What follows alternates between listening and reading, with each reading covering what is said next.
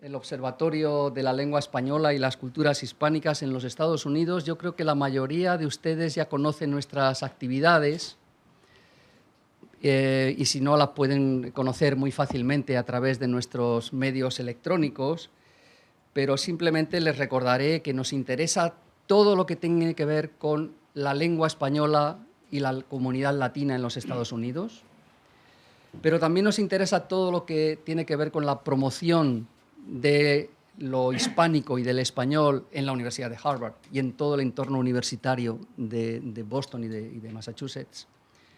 Y también nos interesa tratar todo lo que son relaciones entre Estados Unidos, España e Hispanoamérica, ese triángulo cultural, ese triángulo histórico, ese triángulo geográfico que tantos resultados desde todo punto de vista ha dado a lo largo de la historia. La actividad de hoy es una conversación en el observatorio, una conversación con tres expertos, el profesor Frago, la profesora Sampeck, el profesor Carrasco, que tiene un motivo que nos explicará con más detalle el profesor Carrasco, pero que tiene que ver con la figura de un cronista de Indias, con Bernal Díaz del Castillo, y en general con la figura de los cronistas de Indias, porque son unas figuras de una excepcional importancia a lo largo de la historia para conocer qué es lo que ha ocurrido. En ellos se produce la llamada tríada dialéctica de la síntesis, la tesis, la antítesis y la síntesis. Si queremos conocer qué ha ocurrido con el proceso de encuentro entre Europa y América, la tesis, la antítesis y la síntesis la encontramos en los cronistas de Indias, en nombres muy variados. Y como a modo de ejemplo les contaré que hace 3 horas he llegado del Perú, de ahí que esté colorado. Y hace 2 días estuve en unas ruinas llamadas de Pachacamac, que era un dios de una cultura pre-incaica, que luego se hizo también dios de la cultura incaica. Y de esa cultura se conservan, o de esas culturas sucesivas, porque hubo sucesivas conquistas entre los pueblos incaicos y preincaicos, de esas culturas se conserva todavía un gran santuario, que hoy es santuario arqueológico, donde iban gente de todas las etnias del Perú para rendir culto no al dios principal, que era el dios del sol, sino a Pachacamac, que era el dios de la tierra, el dios que provocaba los terremotos, que provocaba las inundaciones, el dios que estaba, digamos, más en contacto con la vida de la agricultura y con la vida social de los pobladores de aquellas tierras. Y contaban cómo llevaban sus ofrendas, que normalmente eran cerámica y telas pintadas, no tanto oro, porque el oro era más bien un elemento decorativo, lo que tenía más valor para ellos era lo trabajado por la mano humana, pinturas, como decía, y cerámica, donde se representaban además motivos de todo tipo. Se le ofrecían sacrificios al dios Pachacamac, al ser un dios varón, aunque tenía una doble cara, pero al ser un dios varón se le ofrecían vírgenes que tenían guardadas en un espacio hasta que llegaba el momento del sacrificio. Y en un momento de la explicación alguien preguntó: ¿y cómo se sabe todo eso? ¿Y cuántas mujeres había aquí esperando para ser sacrificadas? Decían, pues alrededor de 80. ¿Y cómo lo saben? Pues porque los arqueólogos han calculado que este espacio es para esas personas, pero cuentan que un tal Cieza de León lo explica todo con detalle, todas las explicaciones que se dan, todo lo que se sabe de aquella época, de lo que se hacía, de dónde se iba, de por qué, de qué tipo de gente, qué vestían, qué comían, estaba en un cronista de Indias, en Cieza de León. Pues no vamos a hablar de esa zona del mundo, sino de la zona mexicana, pero el principio que nos subyace es el mismo.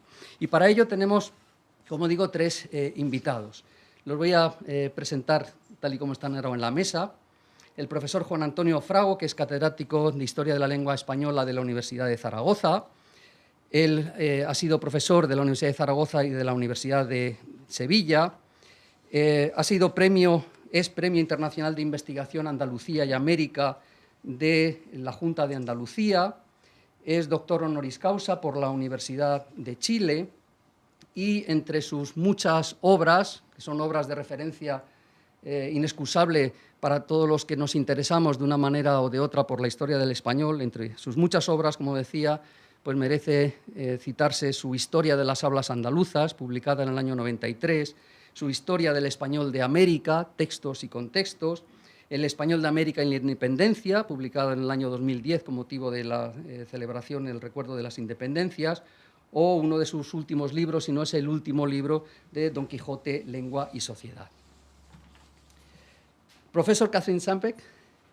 She's professor in the Department of Sociology and Anthropology in Illinois State University. She has worked on historical archaeology, archaeology of Spanish colonialism, political economy, ethnohistory, and food history. She holds a PhD in anthropology from Tulane University in New Orleans. And last year, she was non-residential fellow at Harvard University in this house. And among her most relevant works and publications, we may mention Translating Tastes, a cartography of chocolate colonialism, or Substance and Seduction, Ingested Commodities in Early Modern Mesoamerica. Thank you for coming.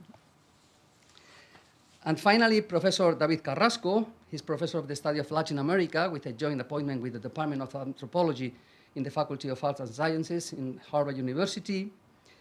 He's a historian of religions with particular interest in Mesoamerican cities as symbols and the Mexican-American borderlands.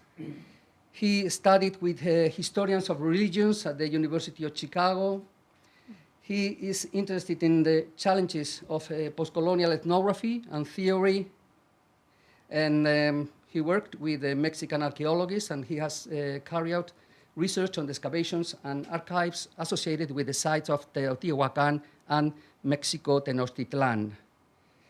Among his more relevant publications, we may mention The Aztecs, a very short introduction, The History of the Conquest of New Spain by Bernal Díaz del Castillo, or Quetzalcoatl and the Irony of the Empire, 2001. So thank you so much for accepting this invitation. Thank you for coming to this event. And Professor Carrasco is explaining what are we organizing with this conversation.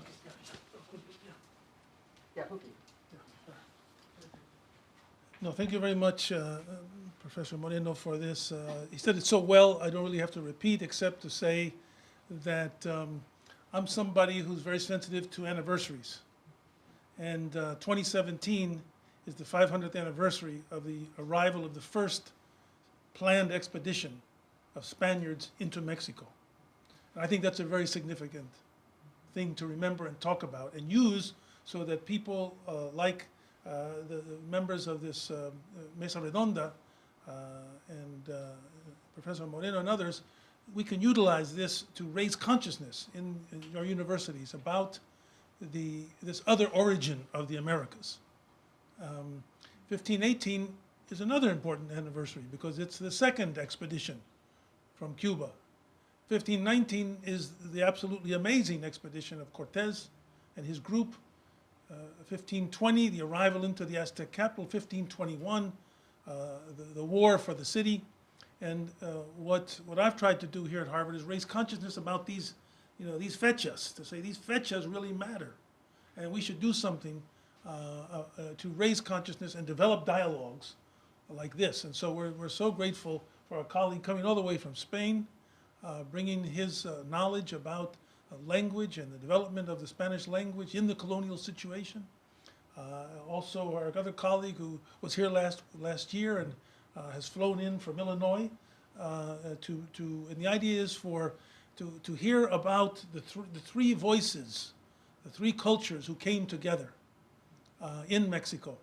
That is the Spanish culture and the Spanish people, the indigenous cultures and the indigenous people, but also the African people and African cultures. And that's what we're trying to do, is to open up a 5-year dialogue here about this really deep, powerful, profound encuentro. So that's all I need to say. And we can begin with our colleague from Spain. So please welcome our colleague from here, from Spain. De pie, con acceso, creo que está eso ahí. está el ordenador? Aquí mismo. Buenas tardes. En principio, lo primero que tengo que hacer es agradecer la invitación que recibí para estar hoy aquí con ustedes. Agradecimiento que tiene que ser para esta insigne universidad que cobija este encuentro y también pues para la persona que me invitó, mi amigo de tantos años, el doctor Francisco Moreno Fernández, recién escudillado doctor honoris causa limeño, con el que me une muy buena amistad. Y sin más preámbulos, paso a hablarles de crónicas y manuscritos para la historia social del español mexicano.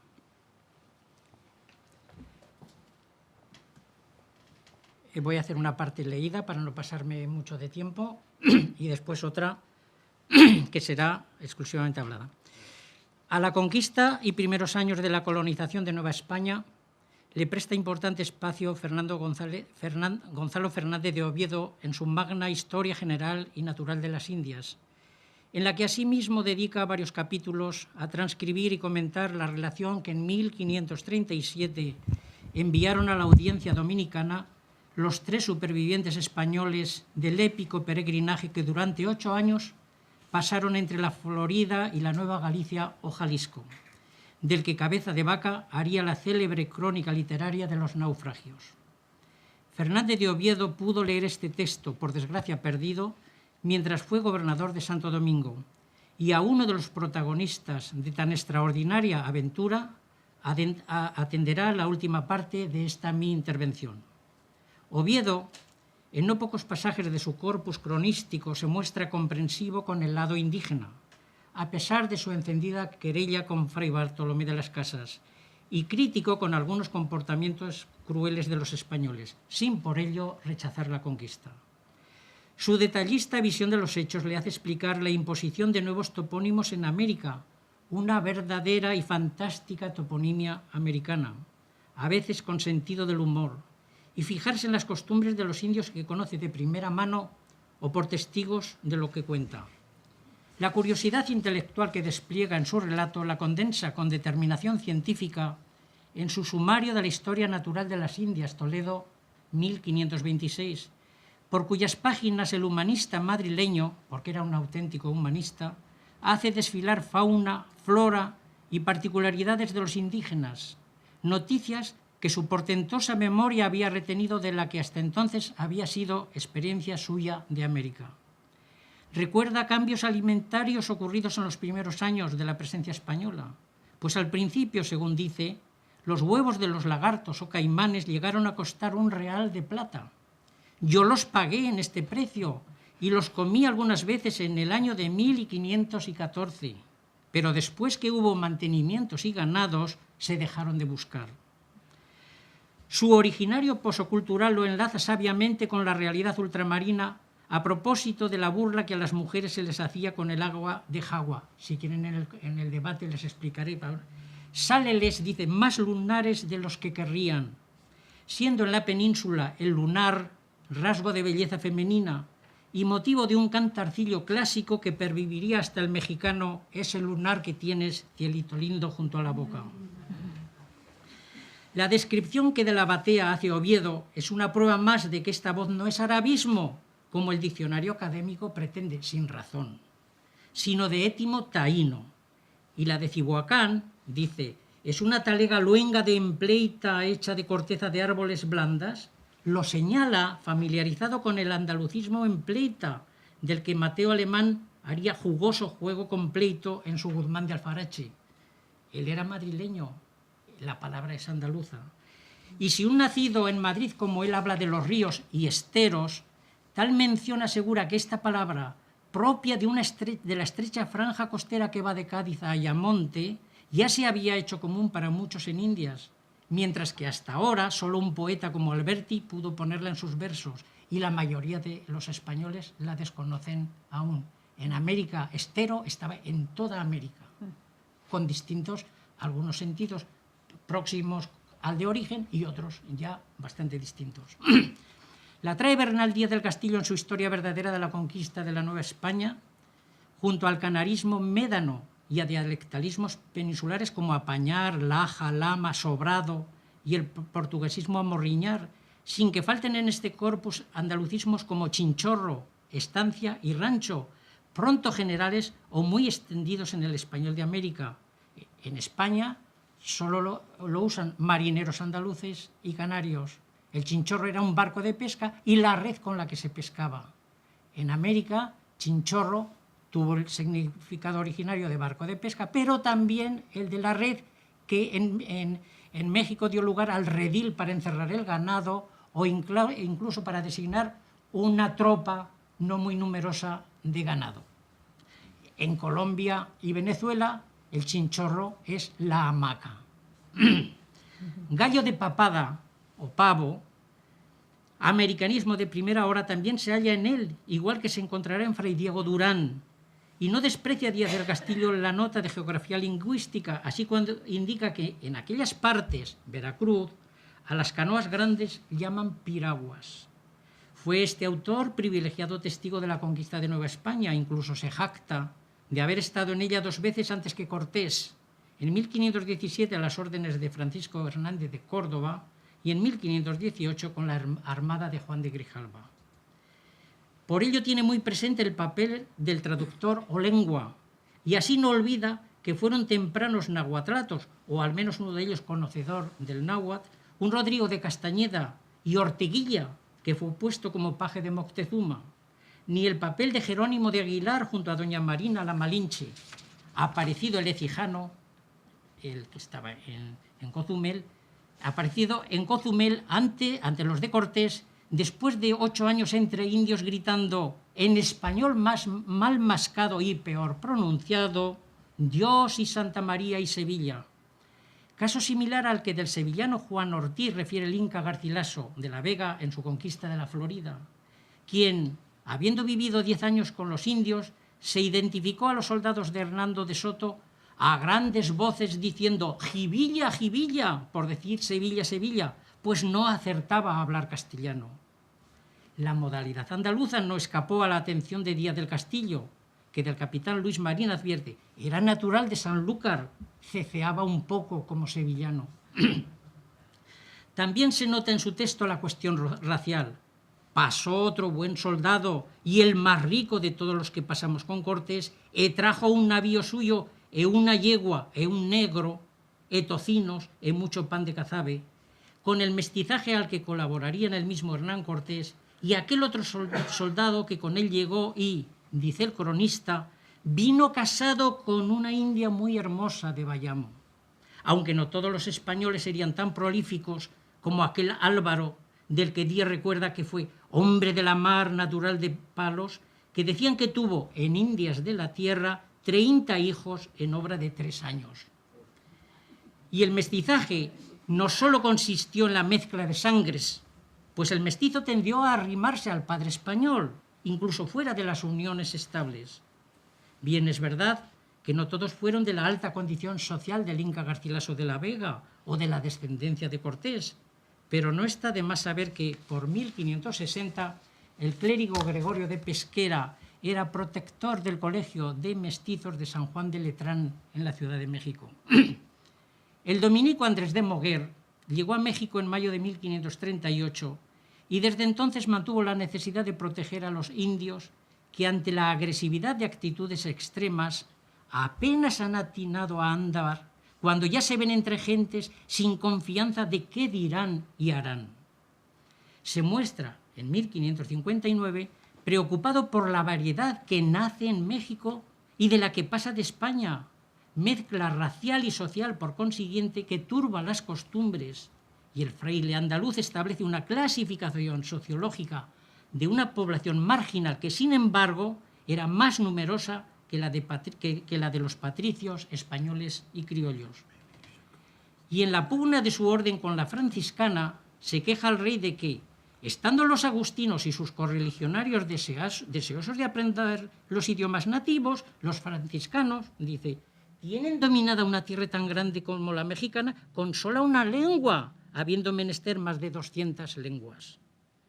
las numerosas cartas autógrafas del fraile moguereño que guarda el Archivo General de Indias reflejan con gran realismo muchos detalles de lo heterogénea que era la sociedad novohispana ya en los años centrales del siglo XVI. Por su parte, Fray Bernardino de Sahagún, Historia General de las Cosas de la Nueva España, emprende su grandiosa obra apoyado en una minuta de trabajo en documentación mexicana y en la ayuda de nativos para la recolección de datos y factura de sus ilustraciones. Él mismo pondría énfasis en la descripción de tantos vocablos indígenas, pero con inclusión de elementos españoles de ámbito regional. Así que, con objetivos lexicográficos y antropológicos, plantea que es esta obra como red barredera para sacar a luz todos los vocablos de esta lengua con sus propias y metafóricas significaciones y todas sus maneras de hablar y las más antiguallas, buenas y malas. Sahagún reivindica la crónica etnográfica de fondo también antropológico porque daba claves para la comprensión de los indígenas y, por tanto, era eficaz arma para su captación religiosa. Y su criollización lingüística o inmersión en el medio idiomático novohispano, por ejemplo, se evidencia en el apego al diminutivo ito, en él de frecuencia mucho mayor a la que por entonces tenía en el español peninsular y especialmente en el habla de su región leonesa. Por ejemplo, este breve párrafo. Los tamales que les ponían eran muy chiquitos, conforme a las imágenes que eran muy pequeñitas, y unos cajetillos con un poquito de mazamorra y también unos tecomates pequeñitos en que cabía un poquito de cacahuat. Ningún fraile español en España hubiera enhebrado esta sarta de diminutivos en hito. Fray Toribio de Benavente Motolinia, en su Historia de los Indios de la Nueva España, de cuidado estilo literario, de notabilísimo valor retórico, es su epístola proemial al conde de Benavente, con su pulido castellano no deja de deslizar huellas de su origen leonés: Apañar, Cenizos, Labanco, Mielgo, Pece, Sobrado, Torrejas, Rúa, etc. Aunque demuestra las ventajas sociales que tenía el indio españolado, reconoce el buen entendimiento de los muchachos indígenas para aprender a hablar y escribir en castellano e indica algunos modos de enseñanza, asimismo anima a sus frailes al aprendizaje de las lenguas vernáculas y se fija en lo que para él eran diferencias de índole y condición entre diferentes pueblos del altiplano, comparándolos en este aspecto a unos con los norteños peninsulares y a otros con extremeños y andaluces. Refiere los nombres de los signos del calendario tonalpohualli, describe el aguacate y su fruto, el guayacán, el jicol, el huipil, el coyote. En su afán lexicográfico se sirve de la sinonimia tianguez o mercado, acales o barcas, calpisques o estancieros, y tiene en cuenta la geografía léxica indiana. Centli, en lengua de las islas, o sea, las Antillas, le llaman maíz. Este tunal y tuna, por su fruta, es nombre de las islas. En esta Nueva España al árbol llaman nucpal y a la fruta nuchtli. Acales o barcas, que en lengua de las islas llaman canoas. Sierpes, que los indios llaman quetzpal, en las islas llaman iguanas. Es su máxima en términos apodícticos dada. Gran ciencia es saber la lengua de los indios y conocer a esta gente. Posterior, de hacia 1580, es la historia de las Indias de Nueva España de Fray Diego Durán, dominico que llega a América con 5 años de edad y cuyo elegante castellano con razón ha sido calificado de criollo por Ángel María Garibay. Es su historia la del pueblo azteca, enlazada con el arribo de Cortés y los suyos, donde ensalza la belleza y armonía del náhuatl, que iguala con la por entonces tenida, aunque tópicamente, por la más encimada habla del español peninsular, la mexica en su asiento de Tezcuco, donde hay hermosísima población cuya gente es en todo esmerada y política, avisada y retórica, de linda lengua y elegante y pulida, cuya policía en el hablar puede tener la prima como Toledo en España, que salidos de ella es tosquísima la demás y bárbara. Su conocimiento del mexica le permite análisis como este de tequihuaque, el cual vocablo se compone de tequitl, que quiere decir oficio, y de esta sílaba huaque, que hace relación de la persona que ejercitó bien aquel oficio. de manera que, hablando a nuestro modo, le podemos apropiar el nombre de capitán. Y tianguis, tianguiz o tianguez, adaptaciones al hispano hablar de su forma náhuatl, tianskitri, lo criolliza mediante su fijación castellana, una india tianguera hecha a cursar los mercados. Su extenso manuscrito efectivamente es criollo, con seseo y otros rasgos andalucistas, recurrencia del diminutivo hito, abundancia de indigenismos, muchos vertidos al romance y de americanismos hispanos. Fascinante es la colección de estampas que lo ilustran, dos de las cuales presentan en figura aislada al negro del códice de Acatitlán en función de paje o guarda de Cortés, pero de esto nos va a presentar imagen. Así. Sin duda interesa desentrañar de qué manera se hacen encarnadura del hablar criollo muchas voces llegadas del otro lado del Atlántico con difusión solo regional en su origen. Por ejemplo, frangollar y frangollo son términos, aunque de probable origen occidental, usuales aún hoy en Andalucía y Canarias, muy difundidos en América, mientras en la península no han salido de sus límites dialectales. En Fray Diego Durán leemos: molían un poco de maíz frangollado y mal molido y volvíanlo con semilla de bledos tostada y amasábanlo una harina con la otra echándole miel en lugar de agua y hacían un pan que se llamaba en la lengua tamali. El andalucismo léxico se ha hecho ya mexicanismo, pues aunque el dominico y su familia eran sevillanos, otras habían aportado el vocablo antes que él al acervo americano, ya que el cronista lo emplea como de uso común, sin sinónimo, definición o explicación alguna. En la relación de Fray Marcos de Niza de 1539, de igual manera se emplea el occidentalismo peninsular sobrado que existe por toda América, la parte alta de la casa.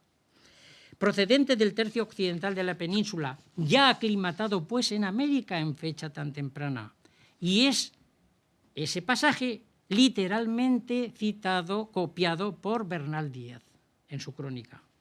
La hilación diacrónica y social se observa también en el señorito lexicalizado, novedad que hasta ahora tiene una primera datación mexicana, no está con esa fecha ni mucho menos en el corde académico. Concretamente en carta de Castillo Maldonado a su hermana de Salamanca en 1539. A la señora doña Luisa beso las manos y de todos esos señoritos, sus hijos, mis sobrinos. Con mención también en Motolinia en 1541, 2 años después. El pueblo a que primero salieron los frailes a enseñar fue Cuautitlán y Atepotzotlán.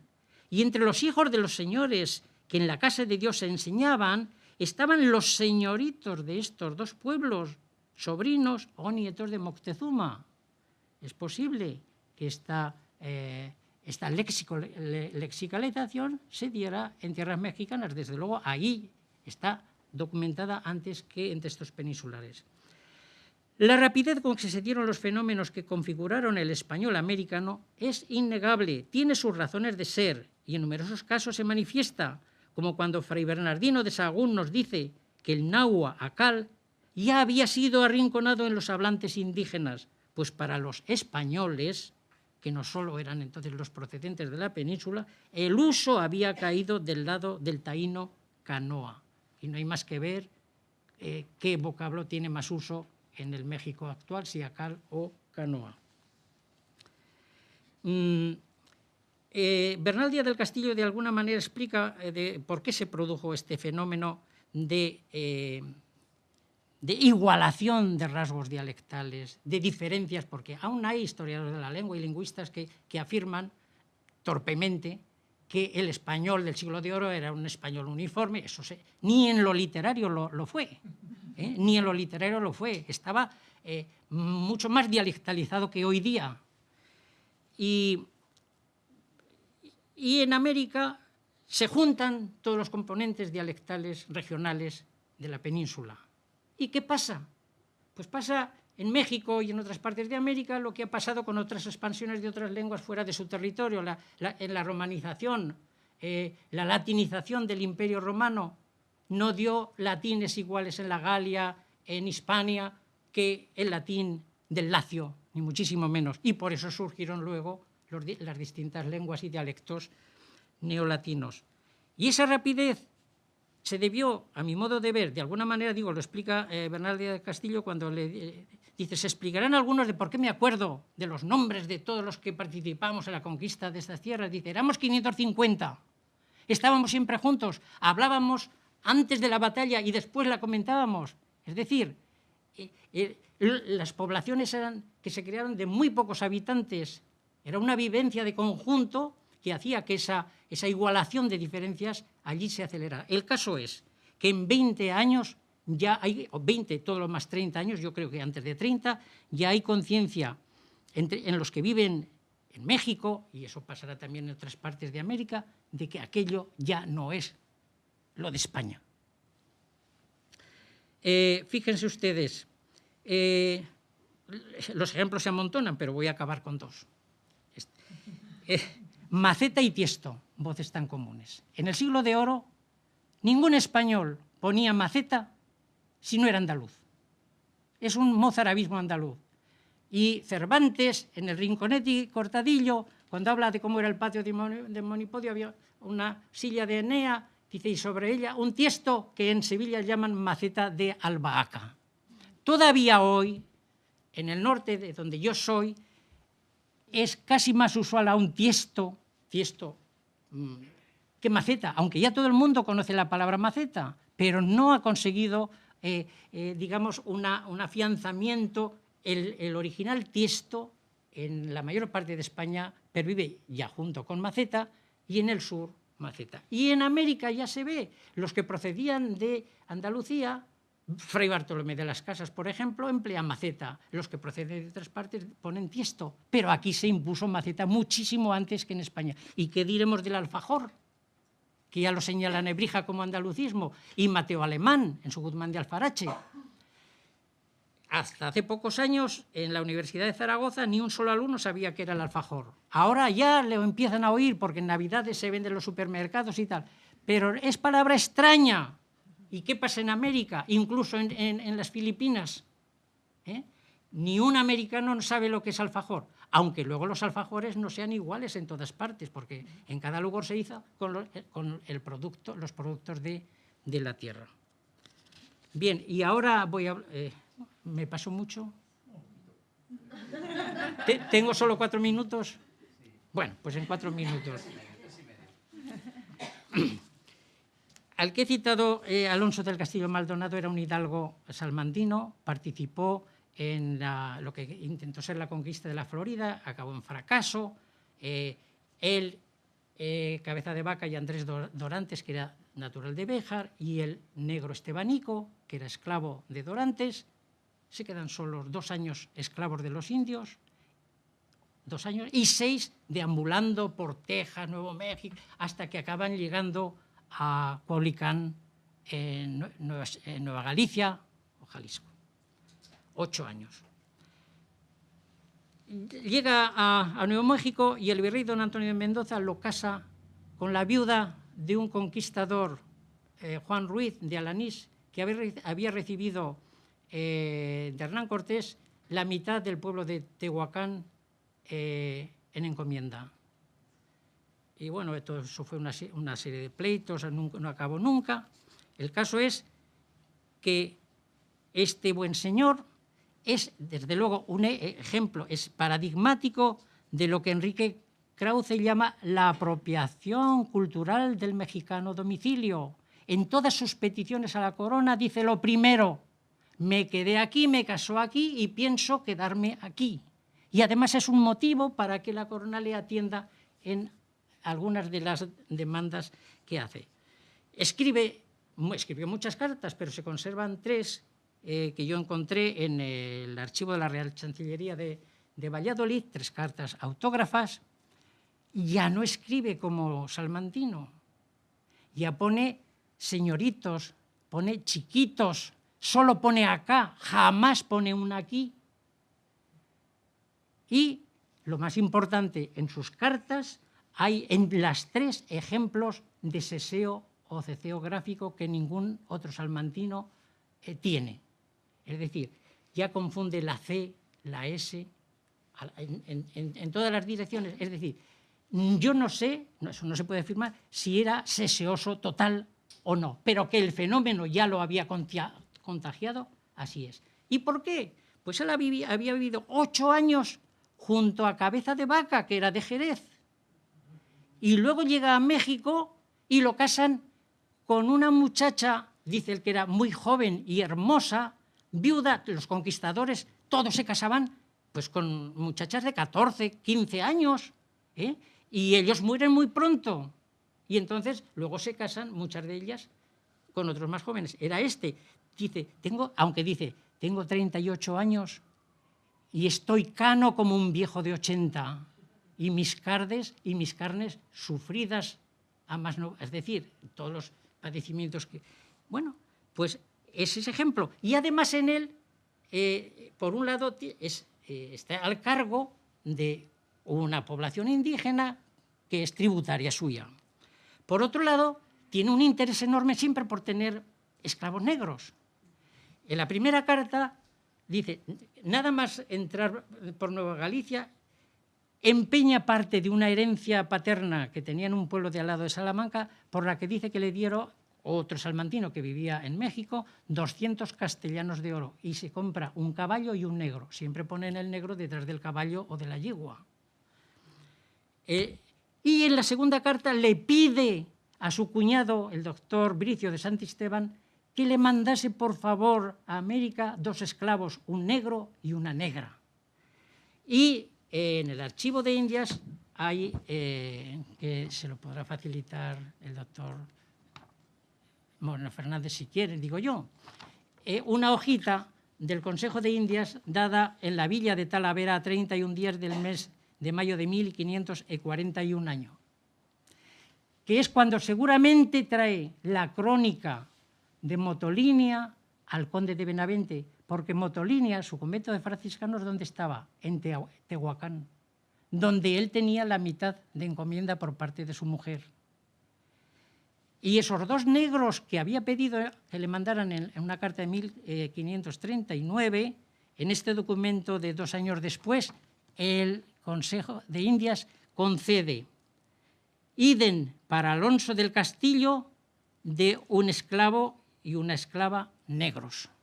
Es decir, esa familia suya, el español, norteño, su mujer criolla, por los años que tenía, tuvo que nacer en México, o todo lo más que Juan Ruiz de Alanís la hubiera tenido en Cuba antes de pasar con Hernán Cortés, y tiene esclavos negros. Es decir, bueno, creo que es el ejemplo, como este hubo muchísimos más, pero es que este está, él lo cuenta en 3 cartas, que son 3 pequeñas crónicas ellas mismas. Muchas gracias.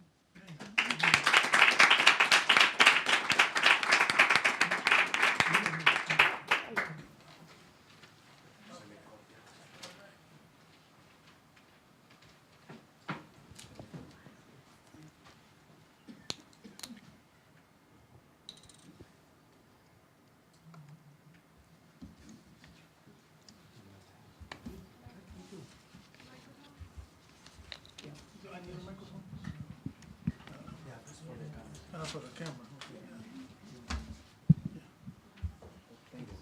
Yeah, maybe right. So thank you very much for that very dynamic and profound presentation. And I'd like to keep up this sense of dynamism in the whole history of this encuentro. And so here you see an image that we used as sort of the theme for this gathering. This is Conversations, Bernal Díaz's True History and the Mexican Color Line. I'm going to talk about this notion of the color line in a few minutes. If you weren't brought up in the United States like I was, then you may not be so familiar conceptually or experientially with what it is to live with a color line.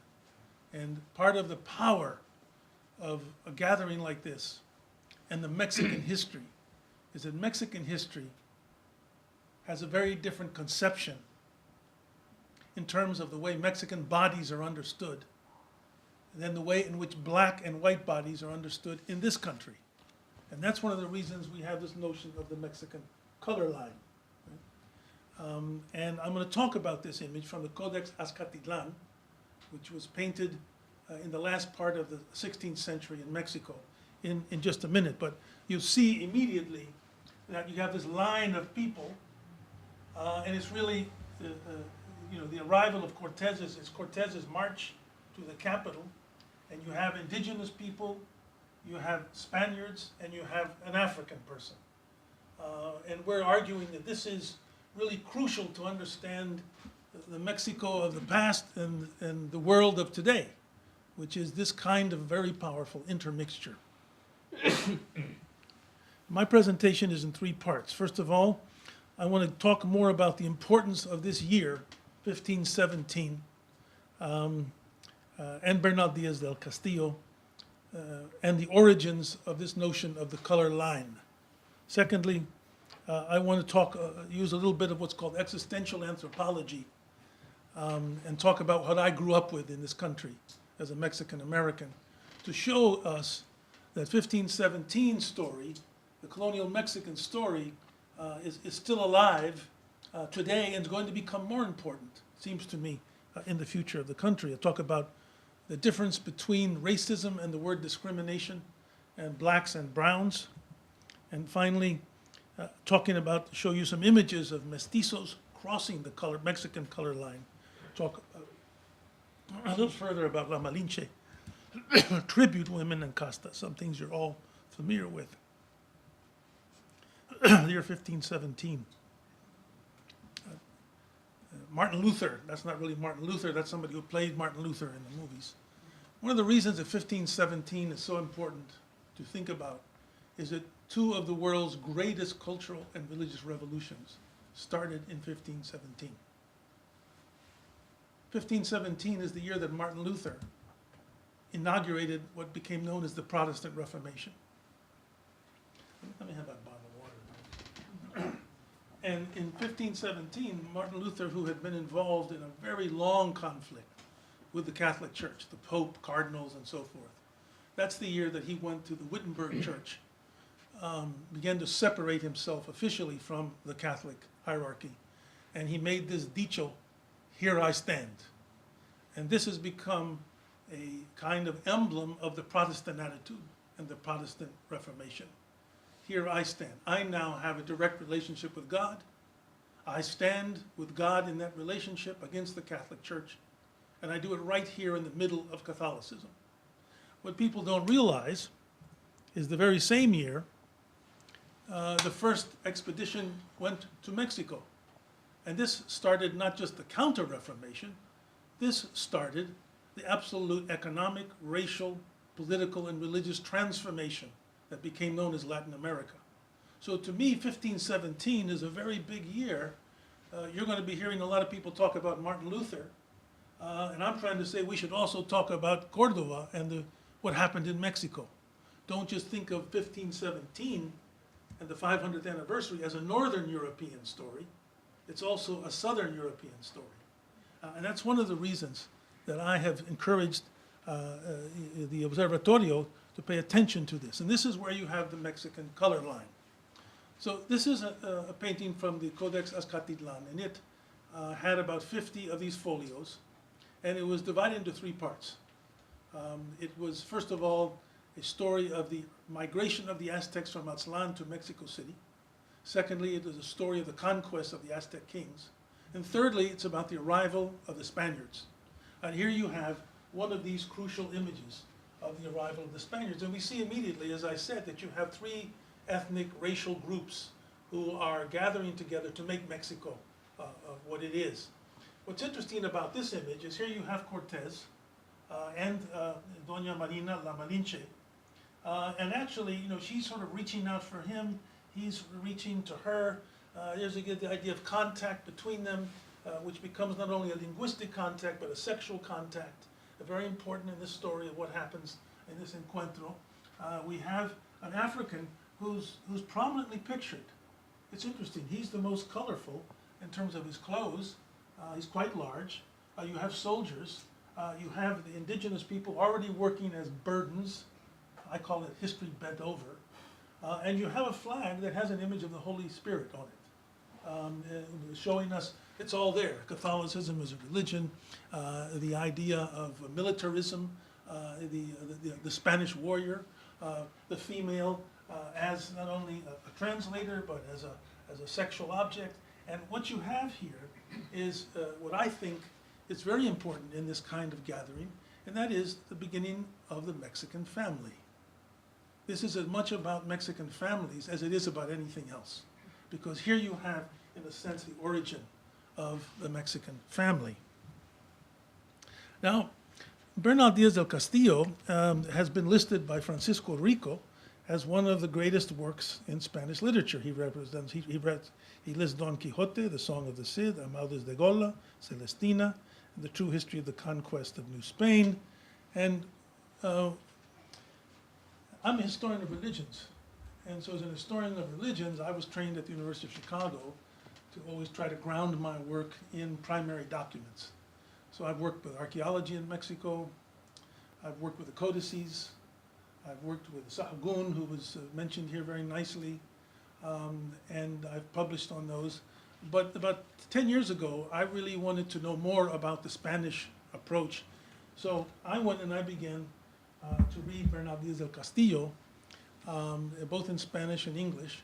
And I went out and I did research, and I found that I could buy for $2,000 the 1912 translation of Bernal Díaz del Castillo in English. This is the first time it appeared really in English. In translation, you see the other 3 volumes over there.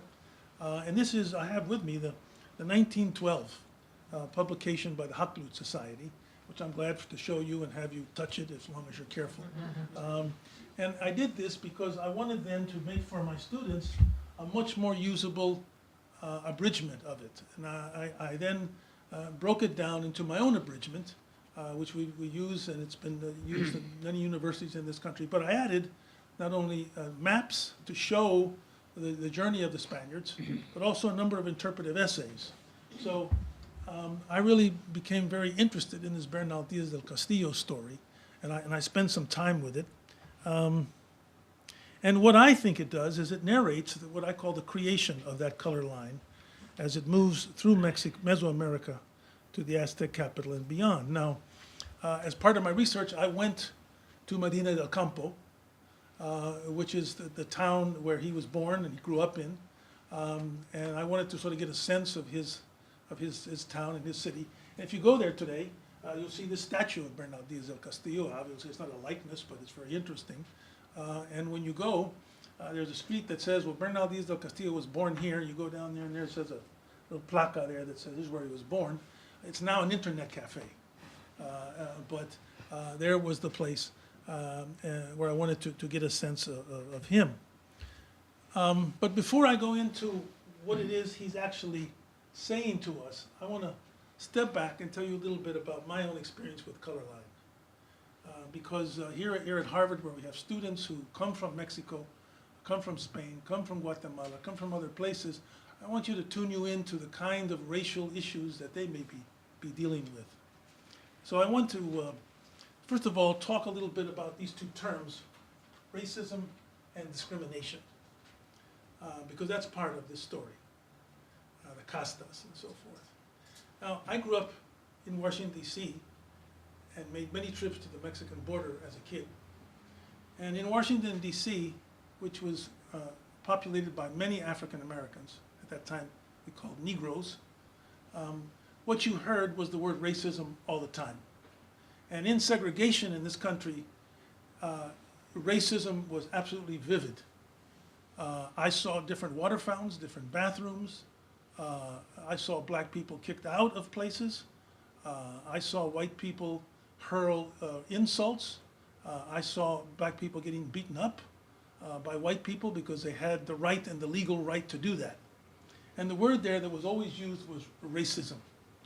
But when you went to El Paso, Texas, and you went to the border, you didn't hear the word racism against Mexicans. The word that was always used was the word discrimination. There was racism, but that's not the word that was used. It was discrimination. They discriminate against us. And I saw the same kind of things there against Mexicans, especially Mexicans who looked like they were racially mixed. And there were also different places to go. Mexicans couldn't go in the front door of buildings. They couldn't go into many hotels. They were also beaten. They were also easily jailed. And so I grew up with this sense of these two types of oppression, racial oppression. But in my case, it seemed to me that it came out of not being black or white, but a racially mixed kind of person. And so I'm presenting you with another image here of another color line. Let me see if we can turn off this light. Will this light come off? Yeah.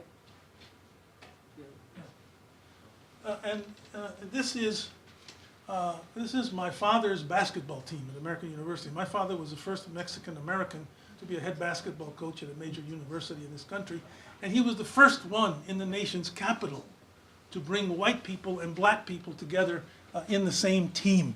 At that time, Georgetown, George Washington, Maryland, all those teams, they would not allow black people to play in college sports. And it wasn't until a Mexican, American, from Chihuahua and the border came, who knew about basketball, who was able to go into the black community and bring blacks and put together what I'm calling this other color line, the color line that has blacks, whites, and browns in it.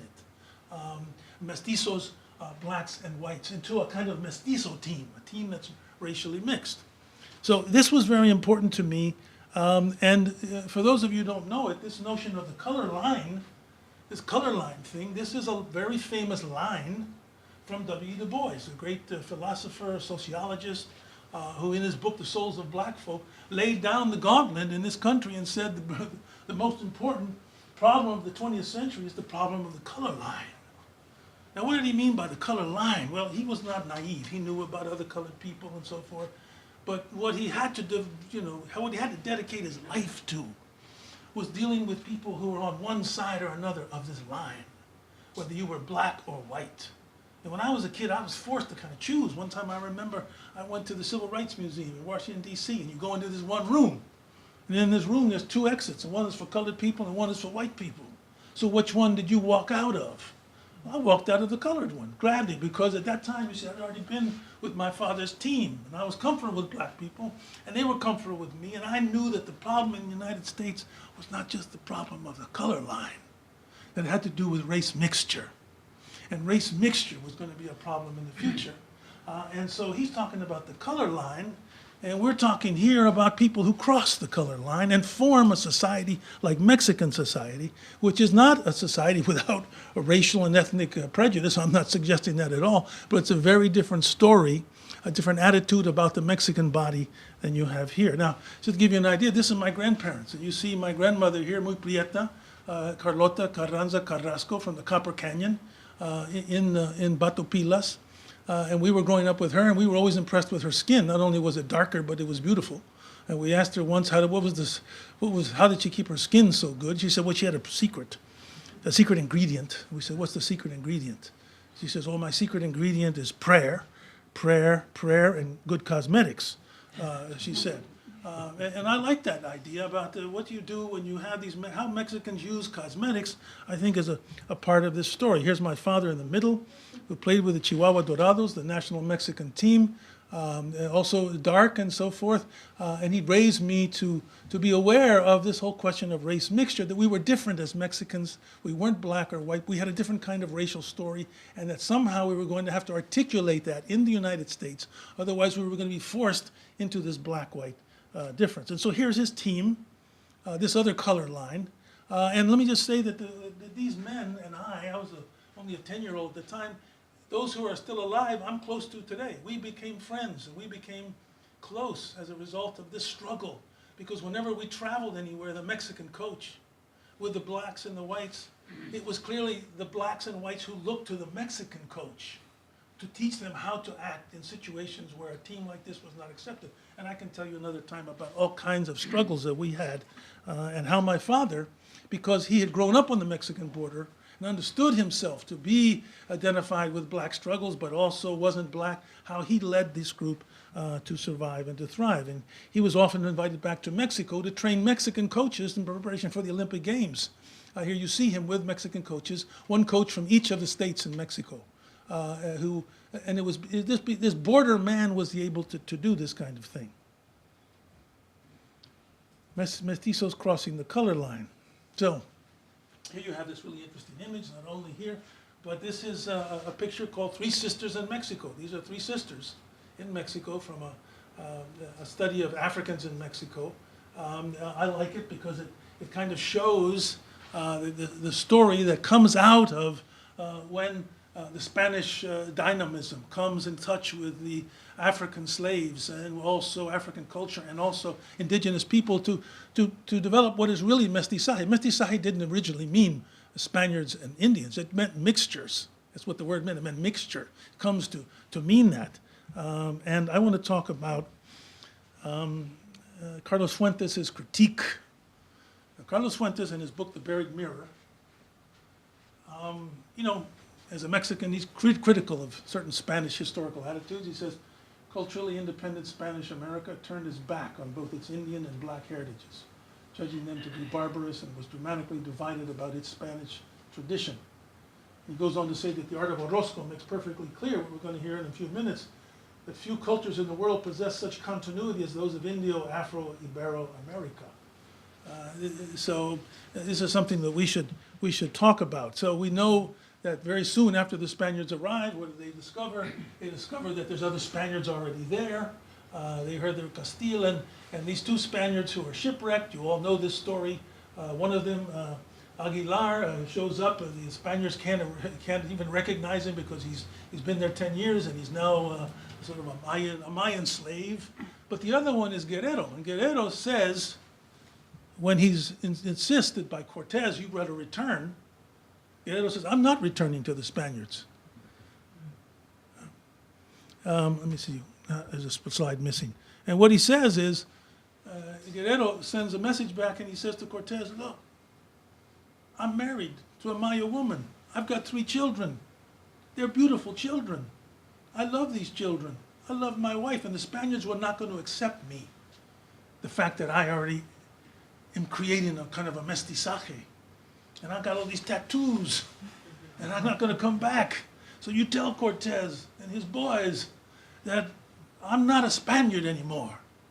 I'm not a part of that. So you have this dynamism that we heard in the language going on.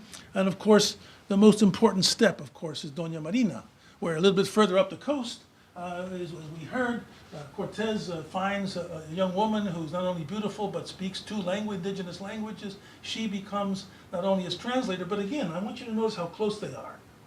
Because this is the affection, this is the sexuality, this is the story of the Mexican family partly being created. They're very close. And here's other women who are coming, and these women, indigenous women, are being given. You've all seen this, many of you have seen this in several places in Mexico. I like this because it shows us, in a sense, the antagonism, the aggression, and yet the intimacy here. Cortez, is very white-skinned. He's got control of her. Her eyes are closed, which is funny because we don't ever think of her eyes being closed. She was alert and bilingual and trilingual and so forth, but her eyes are closed. They're both naked. But what's important down here too is that Cortez's foot is on the body of an indigenous man who has been murdered. The idea being that in order to get to the woman, this indigenous woman, you've got to stop access by the indigenous male to the indigenous woman that we want. And what's really interesting is Martin Vega Olmedo, a visitor here, gave a talk earlier this semester, and I asked him if I could borrow these 2 slides. And here he's showing the tribute women as the women who are being given to Cortez, and the indigenous people, they did give up these women. In fact, it's very important in terms of this color line. Take a look at this. 20 indigenous women were given in Zempoala to the Spaniards, 20 more, which is off the map. When they got to Tlaxcala, they got 300 of these indigenous women. They got 40 here, so by the time they get to Mexico City, almost every Spaniard has a woman. Not only to cook with, live with, to serve, to have sex with, whatever. So what you have very quickly in the Mexican story is the formation of this Mexican family. And I think that's what, in a sense, this 1517, 1519 is about. I think you all know this. There's 7 racial categories that get formed.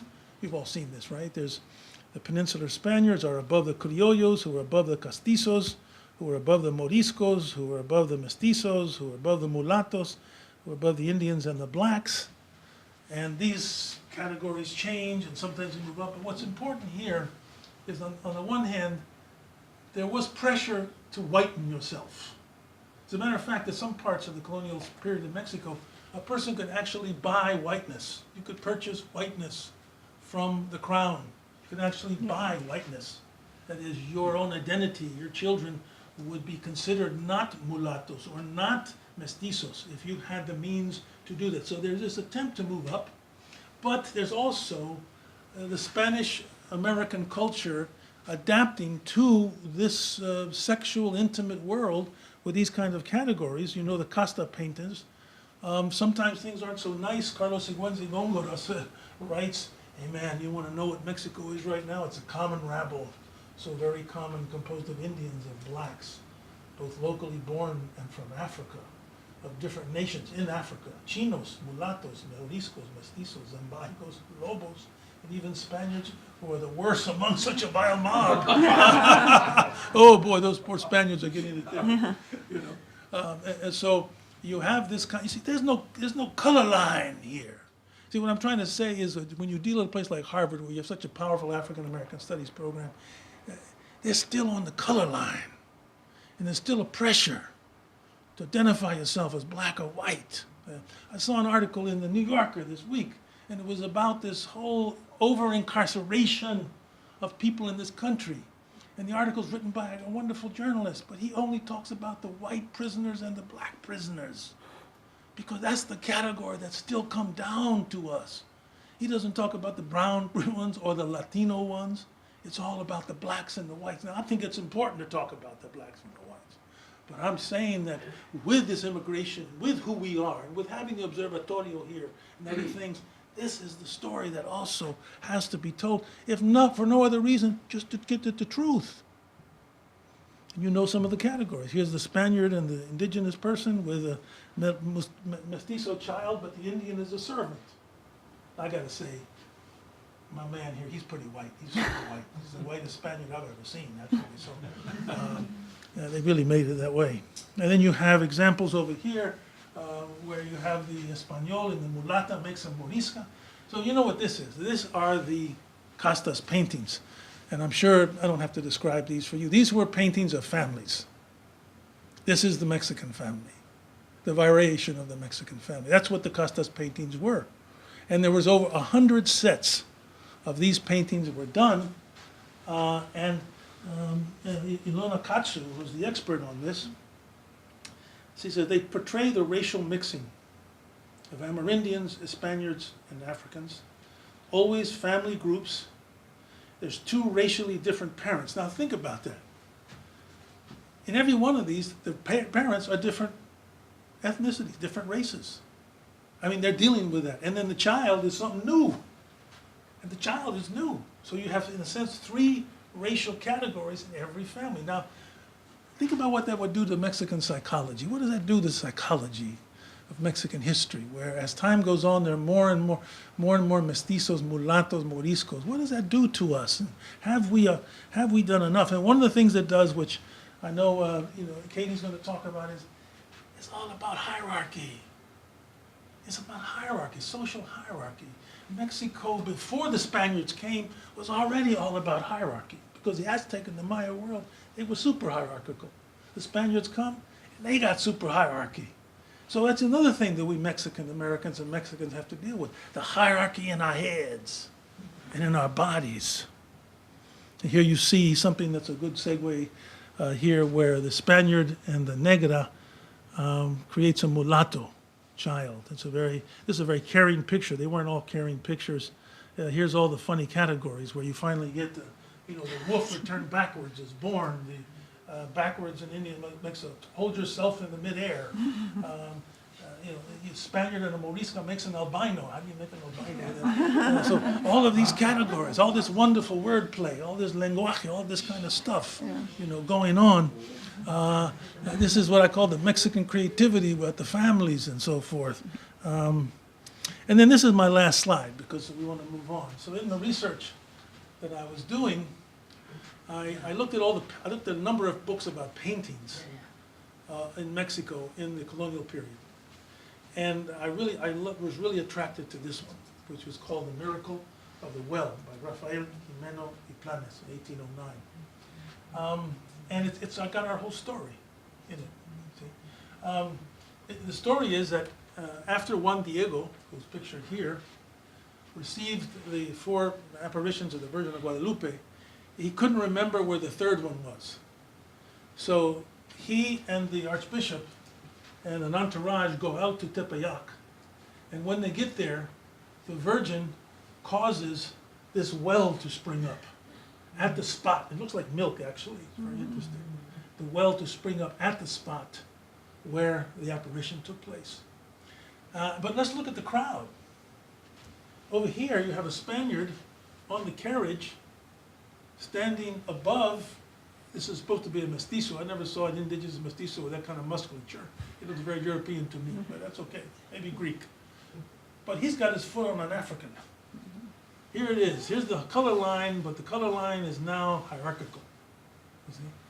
Here's the African, got his foot on him. He's kind of on top of him. And the Archbishop, he's looking, maybe he's talking here, but he's looking over here. You have mestizos and indigenous people down here. And this is all kind of a pyramid. It's a pyramid. And Nuestra Virgencita, she's up here. And what is the message? The message is this Mexican family, all of this color line is embraced by me. And not only is the color line embraced by me, but it's also trying to say the indigenous people have become very good Catholics. Yeah, they're super Catholics, these indigenous people. There's Juan Diego, and look how good indigenous people have become. Now we know that many indigenous people did become Catholics, but some of them didn't. But here is, it seems to me, this message that leads us. And finally, my absolute last slide, here's my man Carlos Fuentes, who in the Buried Mirror has this great statement about Jose Marti, dealing from Cuba, saying, his solution continued to be the best one. Through it, a nation can fulfill internal expectations while fully participating in the multipolar, interdependent world that awaits us in the 21st century. It's also the most demanding one. Forget no one, he wrote. Forget nothing. Both Martí and Posada, like the poet Sor Juana and the sculptor Alejandrino, wrought their originality out of the great wealth of traditions blessing Latin American existence. For our greatest artists, multicultural diversity, far from being a hindrance, was the source of creativity. That's my message, and I now turn it over to you. Thank you.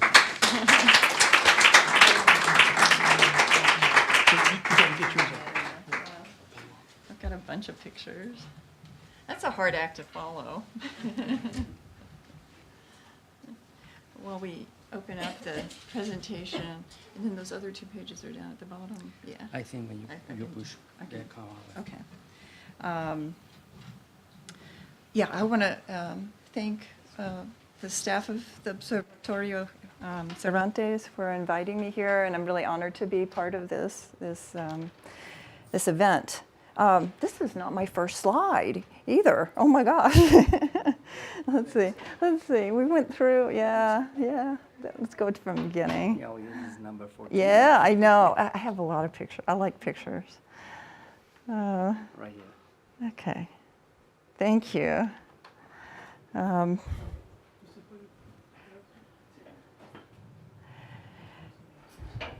Okay.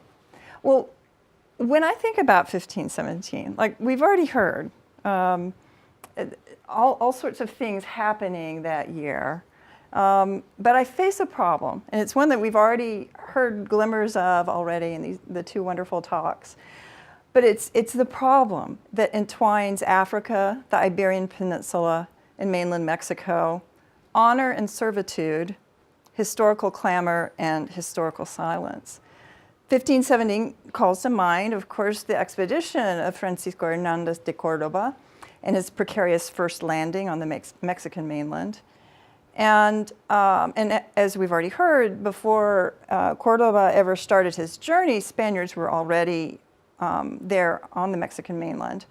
But the accidental shipwreck brought Spaniards inadvertently to Mexico, and it gave Maya peoples of the region a forewarning of foreigners on the prowl, and for those lost Spaniards, the experience of being enslaved by Yucatec and Chontal Mayas.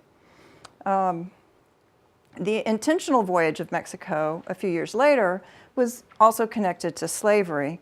Bernal Díaz del Castillo told of how he and the 110 Spaniards who came from Darien, and those who in the island of Cuba do not have Indians, joined Hernandez de Córdoba, who, quote, was a rich man who had a village of Indians on this island of Cuba. The governor of Cuba, Diego Velázquez de Cuellar, loaned money to build a boat for the expedition with the condition that we had to go, this is quote, we had to go with 3 boats to some little islets that are between the island of Cuba and Honduras, Guanajes, in arms, and fill up the boats with a cargo of Indians from those islets to serve as slaves. So I'm trying to pull out the slavery theme a little bit more strongly.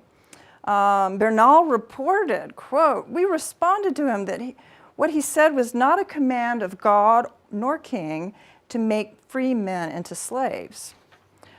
Other sources, such as Fray Diego de Landa and Bartolomé de las Casas, depicted the goals of Hernandez de Córdoba as shifting. The original intent was to kidnap and enslave Indians, but at some point the objective broadened to one of discovery.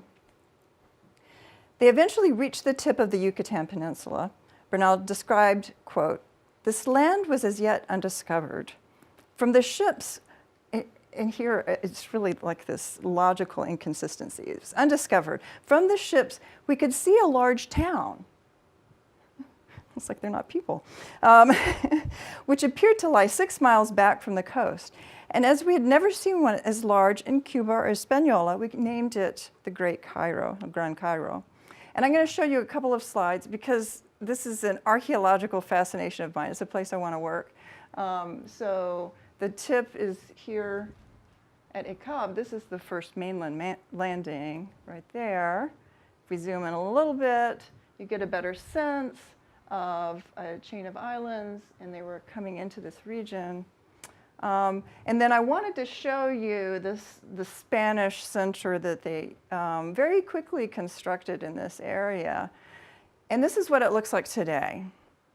So when you approach it, this is all mangrove forest. And look where they built the church. That's the church. It's the oldest Ramada church in Mexico. It's still standing, beautifully preserved. This is all in a biopreserve. And the only way you can get here is either by helicopter, there are no roads, or by boat. You have to go through the boat through the mangrove swamp. This is David Bowles. He's a Maya linguist, and these are all Yucatec Maya who I'm working with. And thank goodness our boat was guided by God. Yeah.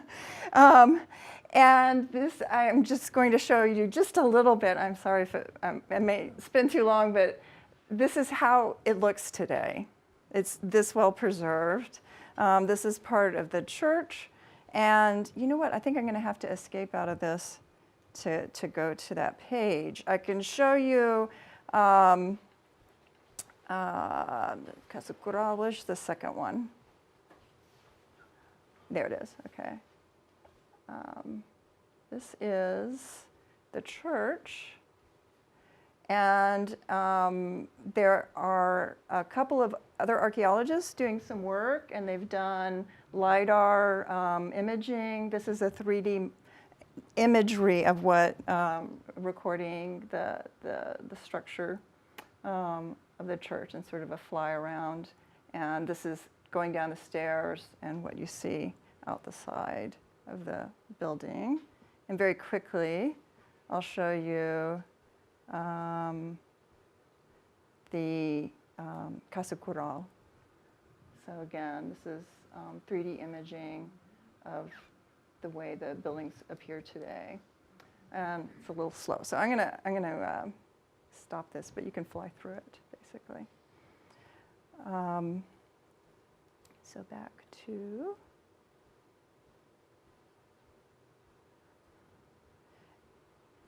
and some of the niches in the Casa Cural. So this was the Maya city of Icab. And as we've already heard, on March 5th, 1517, the armed crew set foot on the Mexican mainland and fought with the Yucatec Maya in the Battle of Catoche. And during their retreat, they forcibly brought with them 2 Maya men who, after baptism, became known as Julianillo and Melchorejo, and they were the first Maya language interpreters for the Spanish. And then the Spanish chaplain who was with him, Gonzalez, brought back other plunder.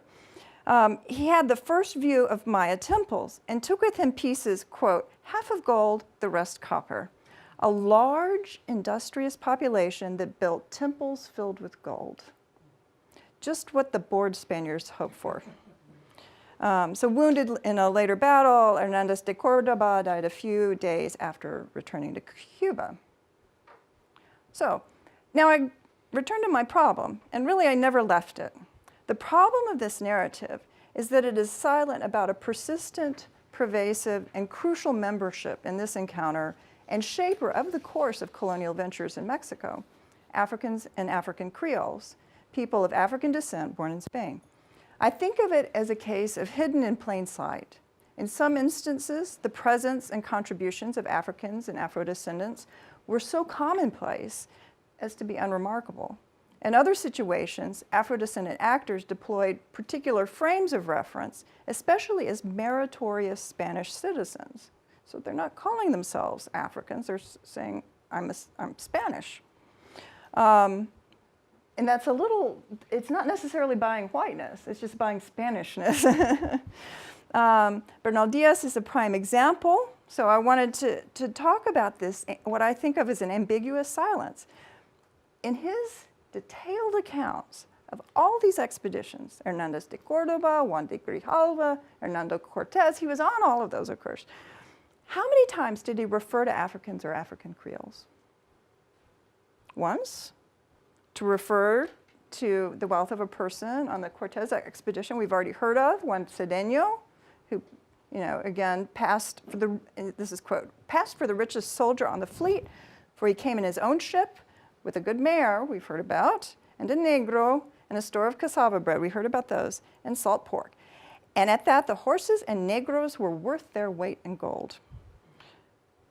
A second time, to refer to a black man in Narvaez's troops who was sick with smallpox and thus was the first one to unleash a terrible epidemic on the native population.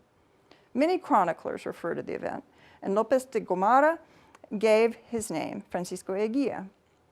Bernal mentions an Afro-descendant a third time. In the last pages of his chronicle, in a description of a sumptuous dinner in 1538 offered by the Viceroy Don Antonio de Mendoza as part of a festival to celebrate peace between Spain and France, describing, quote, 2 young oxen, roasted whole, stuffed with chickens and fowls, quails and pigeons and bacon. It's like way beyond a turducken. These were in the courtyards below among the equerries and mulattoes and Indians. It is a narrative of the unexceptional, a listing of staples that make survival possible, a measure of wealth, a part of the regular population, so common as to be ordinary, but also a few exceedingly rare exceptional roles. Both the lack of remarks and the highlighting of extraordinary rare cases has the combined effect of rendering visible only that which can be set apart, creating an other rather than an another.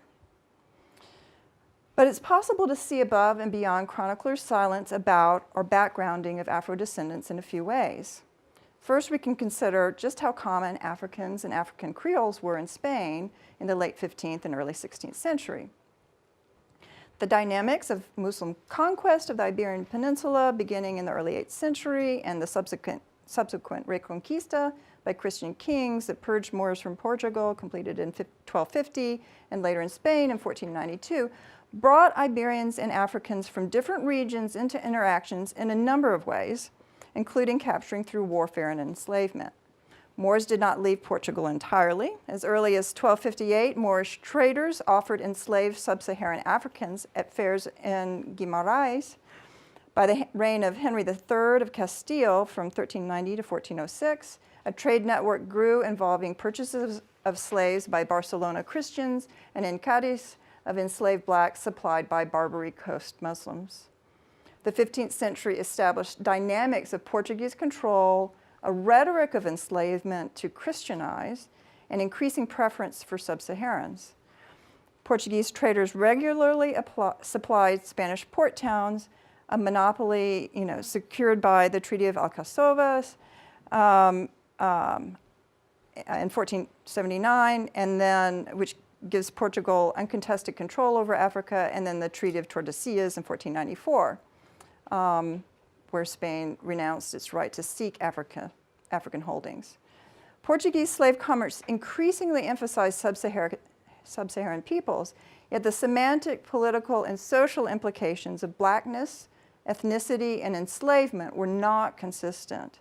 And in fact, one could argue that the 16th century engagements were pivotal events at a critical time because relations and practices and processes of race were emergent rather than fixed. Enslavement did not necessarily mean heritable, lifelong servitude. Commerce in enslaved sub-Saharan Africans occurred under this thin pretense of Christian proselytizing, with papal bulls of Nicholas V in 1454 and Calixtus III in 1456, directing that the enslavement of pagans facilitated their Christianization. Moral imperatives such as Christian order, so ideas of policía and reducción, and colonial distinction, this idea of limpieza de sangre, tilted choices towards enslaved sub-Saharan Africans as a preferred source for labor, whether or not it was the most economically efficient. By the beginning of the 16th century, traffic in enslaved sub-Saharan Africans equaled or exceeded that of gold or spices. After centuries of engagement, African Creoles in Spain were commonplace, and in fact gave Seville a cosmopolitan character. Seville is an important case in point, as the city's population increased from a little over 49,000 in 1530 to 90,000 in 1594, making it the largest city in Spain. This dramatic increase in the 16th century was due in part to an influx of Moorish and Morisco people, some enslaved, sometimes referred to as esclavos blancos, but also a large free Morisco population, many fleeing the disruption of the Alpujarras rebellion in 1568 to 1570. The parishes of San Bernardo, San Roque, and several other Sevillan barrios were known for their numerous African, Moorish, and Morisco residents, with Triana, the quarter of the seafaring population in Seville, home of many Moors and Moriscos. These neighborhoods were stable in that ex-slaves continued to work in unskilled and menial jobs and to reside in the same neighborhoods as before their emancipation. American Creole slaves born in the colonies were seen to be especially attractive and valuable, and they were favored in the homes of wealthy Sevillan merchants. This rapid population growth had its problems. Chronic unemployment and severe food shortages for the majority of Sevillans throughout the 16th century spurred several riots. The historian Ruth Pike observed that many contemporaries compared late 15th and 16th century Seville to, quote, a giant chessboard containing an equal number of white and black chessmen. The Afro-descendant population of Seville grew so large that by 1475, Ferdinand and Isabella placed them under greater royal supervision and control by appointing Juan de Valladolid, a royal servant who is known popularly as the Black Count, mayoral or steward of the Seville Black community. That position granted authority to protect community members against their masters, defend them in courts of law, and settle quarrels. Although by the 14th century, enslaved peoples in Seville had privileges including the right to gather on feast days and perform their own dances and songs, ordinances also restricted mobility, their ability to carry arms, and the number of slaves permitted to assemble at any given time in public places such as taverns, inns, and cheap restaurants. This governance within and surveillance of the community of Afro-descendants became a template for American settlements, legal and illegal. Afro-descendant artisans were excluded from the city's guilds. Official and strategic discrimination, here I'm using that word, prevented free people of color from rising in Sevillan society. So now we move on to Africans in the Americas.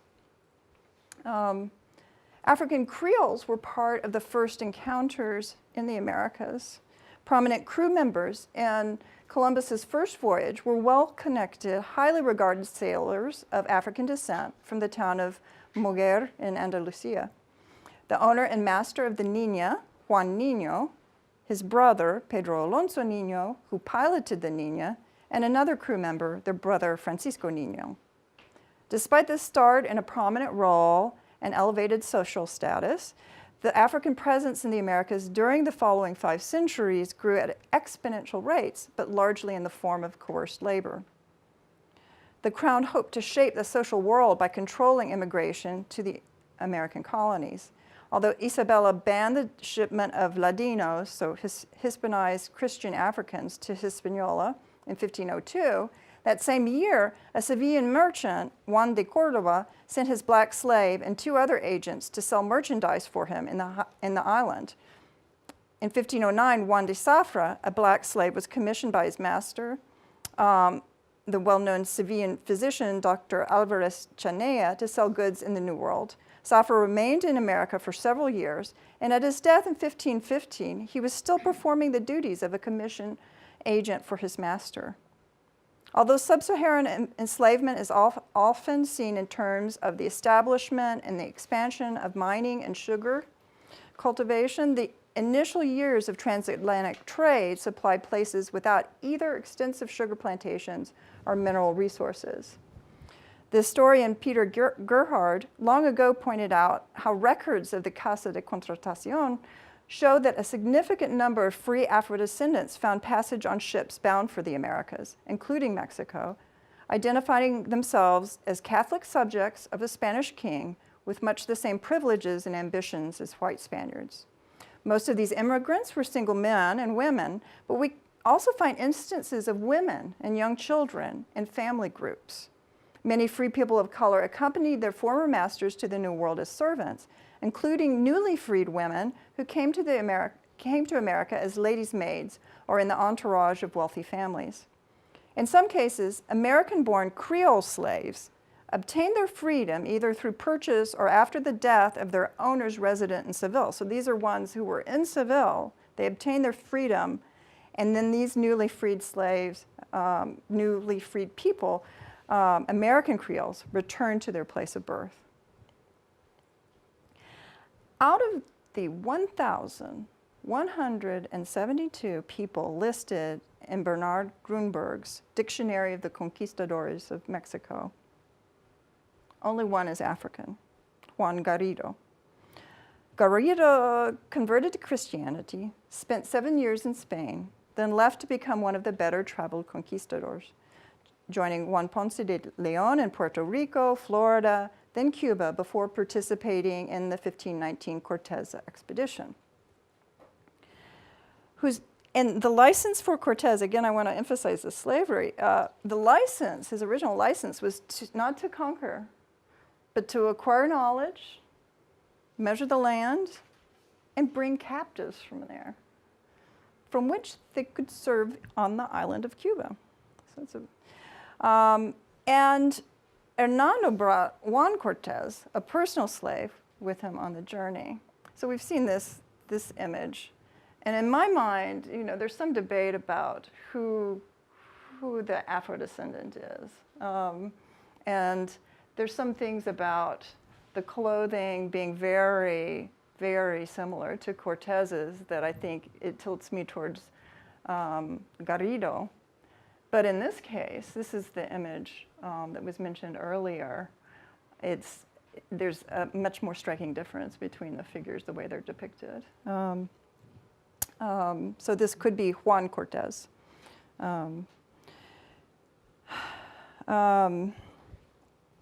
Garrido's story continues to be exceptional.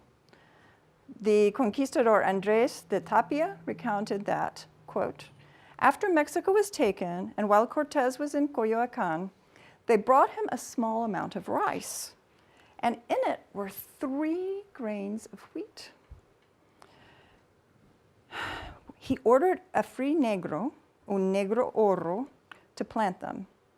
Sources agree that the tiny crop harvested by Garrido was the first in New Spain, and that all wheat subsequently grown came from this seed. It was a crucial turning point. 16th and 17th century medical and folk theory understood phenotypic characteristics, the environment, and particularly food as a dynamic set of relationships.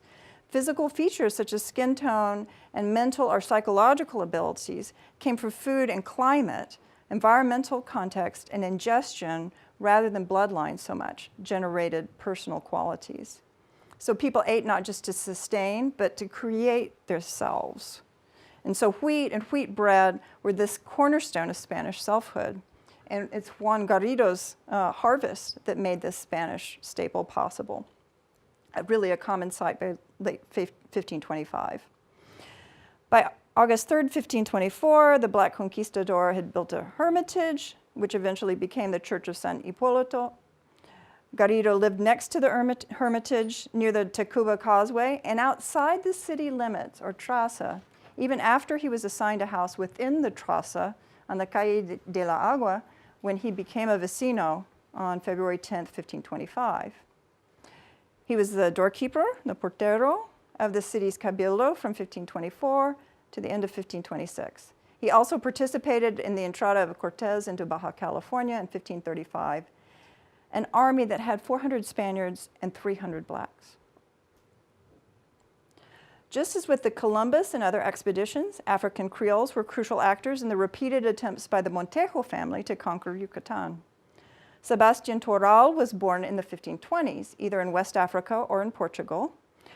He was enslaved, owned by a member of the Montejo family, when he participated in the second campaign of Don Francisco de Montejo and his son and nephew in Yucatan in the 1529 to 34 campaign, and then the third campaign of 1540. And that service probably earned him his freedom. That Africans and African Creoles were a significant part of Montejo's army is without doubt. The Italian traveler Girolamo Benzoni recounted an assassination attempt, and this is actually a depiction of that very attempt, where Maya nobles tried to kill Montejo by grabbing a scimitar from an African soldier who was there. So it's an African weapon. Sometime around 1540, Francisco de Montejo brought from Honduras a notorious African called Marcos. He was reported to have been the leader of a group of rebel or maroon slaves in central Mexico and eventually fled to Honduras. A fluent speaker of Yucatec Maya, Nahuatl, and Spanish, he was reported to have been highly feared by the Yucatec Maya, more so than Montejo even, as he regularly forcibly procured Maya villagers to work for elite households in Mérida and to sell as slaves. Montejo mentions him repeatedly in his 1544 to 1553 Residencia. If we return to Ecab, an early mention of Africans there comes actually from a Yucatec Maya land titles of the Pech, stating that in 1547, and this is quoting from the Maya, a boatload of black people, and here it's phrased ekbosh, was shipwrecked at Ecab, and the Spaniards went to capture them. They waged war upon the blacks at Ecab and brought out those black people tied together. This was one view into the robust trade in enslaved Africans to Mexico. Among New Spain's ports of arrival, Veracruz had exclusive rights over slave importation, that it shared at times with Acapulco, and Campeche was not a legal port of entry until the end of the 17th century. During the period of 1519 to 1650, Mexico received at least 120,000 slaves, or 2/3 of all Africans imported into the Spanish possessions in the Americas at the time. So in Mexico, the black slaves outnumbered the white immigrants for more than a century. Concentrations of Afro-descendant populations are most notable in four areas in Mexico. In the eastern region, from the coastal lowlands between Veracruz and Pánuco to the slopes of the Sierra Madre Oriental, with about 8,000 to 10,000 Africans, nearly half of them in the port of Veracruz alone. So it's this region right here. And they mostly served as carriers and dock hands in Veracruz. In rural areas, slaves worked on sugar plantations and cattle ranches that were inland from all the way reaching up to the mountains. And north and west of Mexico City, in this area, there were at least 15,000 slaves in silver mines and on cattle, sheep, and mule ranches. And then in this broad belt here from Puebla to Acapulco, there were another 3,000 to 5,000 slaves on sugar plantations and ranches, mines, and working at the docks of Acapulco. And finally, the largest concentration of all is, in some ways, the smallest in the Valley of Mexico. 20,000 to 50,000 Africans, enslaved and free, were employed in urban occupations. So how does the first landing place that we're thinking about in Mexico compare to these four Afro-Mexican regions? The first known request for Africans in the province of Yucatan was made by Francisco de Montejo even before the end of the conquest. He proposed, quote, given the bellicosity of the natives, to use the African slaves to subdue and repopulate the province. Yucatan was meant to be Afro-Yucatan. Around 1533, the king granted the Adelantado's brother, Juan de Montejo, a license to transport 100 slaves, duty-free, from Cape Verde or Guinea, with a stipulation that the slaves be sent to the province of Yucatan, forbidding their sale or commercial use in any other place in the Indies. By 1550, Campeche had authorization for unrestricted slave trade, and for the rest of the century, enslaved Africans continued to come to Yucatan legally and illegally. Of the 17 African slave purchases recorded in Campeche, 8 refer to males and 9 to females. The primary demand for slaves in Yucatan was as domestic servants in a large number of households and private laborers. A sugar plantation owned by Francisco de Montejo existed as early as the 1530s in Champoton, before the foundation of the Spanish Villa. In a 1567 letter, the king ordered the governor of Yucatan not to employ slaves in work at the port of Campeche or in the Veracruz pier construction. Instead, black slaves were appropriate for this kind of toil and to work in Yucatan's salt mines. Some Africans escaped to form their own communities. A squad of 20 Africans brought in to assist in the conquest in the 1540s escaped and fled into the countryside south of Mérida, but were eventually recaptured by Alonso Rosaldo. This is one of the first maroon communities in Mexico and likely the archaeological site of San Antonio de los Negros, where the archaeologists Anthony Andrews and Tomas Gallareta have done some recent work. Echoing practices in Seville since the 14th century, Spanish authorities in the 16th century confined free blacks and mulattoes to their own districts in towns including Campeche, Valladolid, and Mérida. In each of these, the perimeter immediately surrounding the main plaza was occupied by Christian Spaniards, while the other segments of the population were in districts farther from the town center. In 1577, a request was issued for registration of free blacks and mulattoes in each district in order to control their payment of tributes to the crown. Not long after Mérida's founding, a report for the Archbishop in Mexico City described the city as having 100 houses and 190 Spaniards, 150 African slaves, 20 mestizos, and a very few mulattoes, not even 10.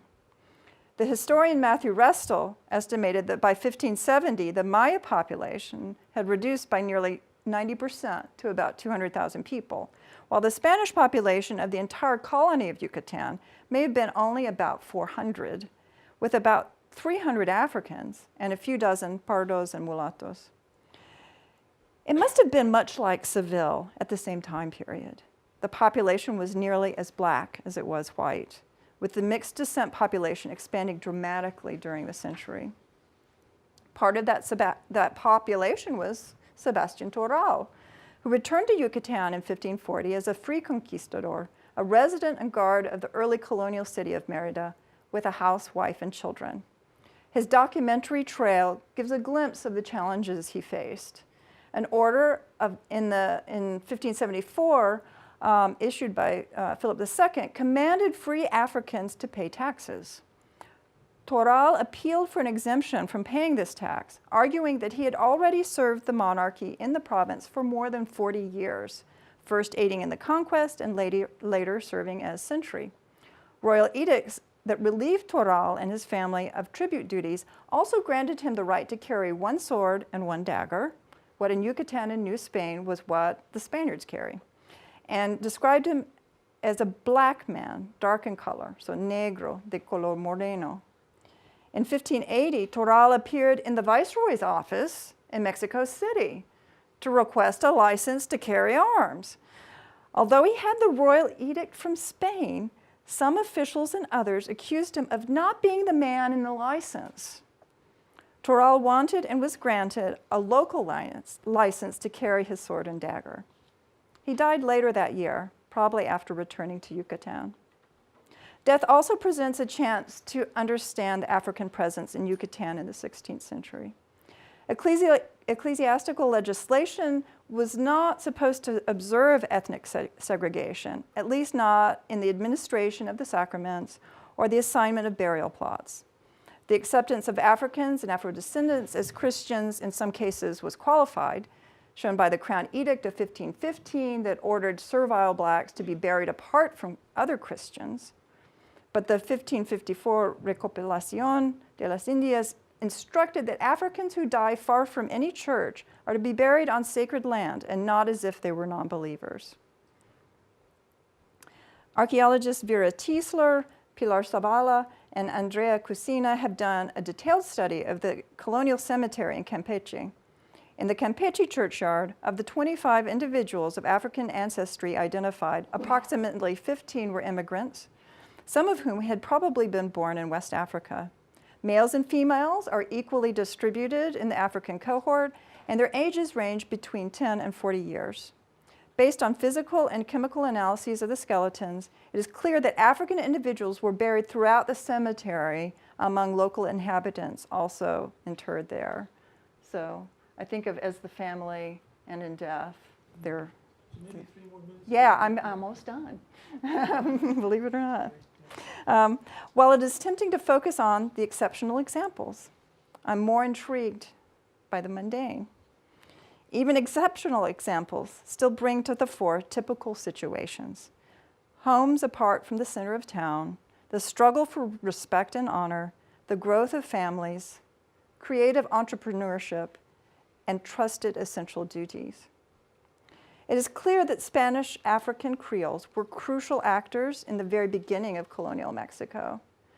The movement of Afro-descendants born in the Americas to Spain, then back to their land of birth, once given freedom, bespeaks connections to the new colonial world so strong that the cost and difficulty of such journeys was not enough to stop women, men, and their families. Exceptional narratives are just a piece or two of the cosmopolitan chessboard that existed in Seville and quickly came to be in Mexico. Black and white, men and women, strategy, position, rules of movement, made even more complex and vibrant in this new setting with the sophisticated, diverse, and resourceful indigenous people of the land. The first landing in 1517 at Ecab was the dawn of Afro-Mexico. Thank you.